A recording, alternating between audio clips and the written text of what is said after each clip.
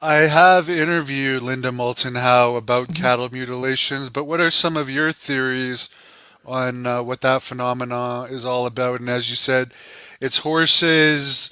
I think wolves, we've seen it happen recently. Mhm. Maybe one or two humans, possibly. We know Right. about the Brazilian reservoir. Supposedly there may be a U.S. one, but what are your Right. thoughts on it all?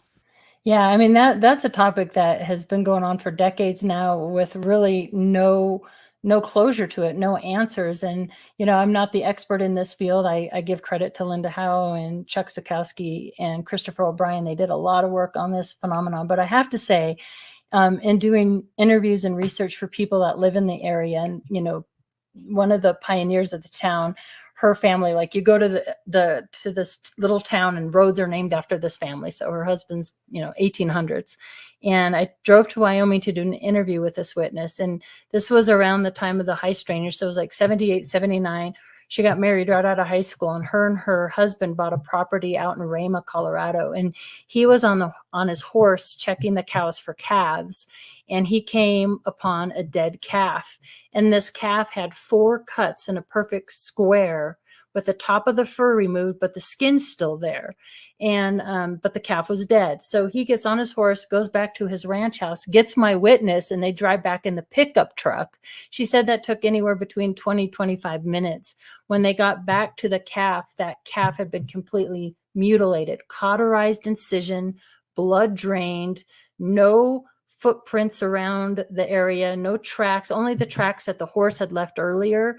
They were miles off the county road. So she's like, it's not like somebody just stopped. She said it felt evil. She said they felt like they were being watched. And they were just so freaked out by that encounter. And to me, that was a really cool interview, because it was as if they came upon a mutilation in progress. And I had not heard that before. And the coolest thing was, so we're friends on Facebook, and I get a message from her, and she's like, "Hey, Katie, you're not going to believe this.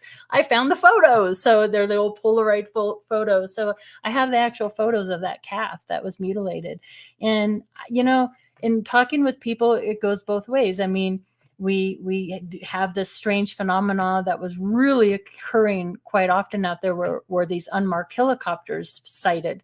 So it begs the question, are the military out there snatching these cattle from random people's ranches, lifting them up? I don't know. There's never been really like any needle marks or footprints around these animals. There's strange phenomenon around them too. Things typically go silent. The bugs, the gnats don't cling on them.